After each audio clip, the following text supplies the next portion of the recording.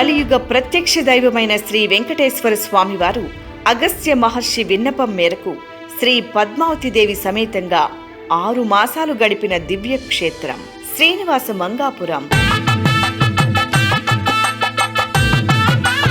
శ్రీనివాస మంగాపురంలో కొలువైన శ్రీ కళ్యాణ వెంకటేశ్వర స్వామివారు కోరిన కోర్కెలు తీర్చే కల్పతరువుగా విరాజిల్లుతున్నారు.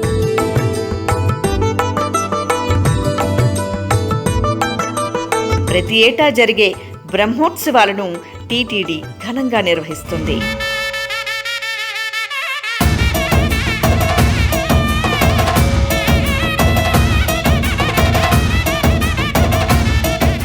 శ్రీవారి వైభవాన్ని బ్రహ్మోత్సవ శుభవేళలో కనులారా తిలకించి తరిద్దాం.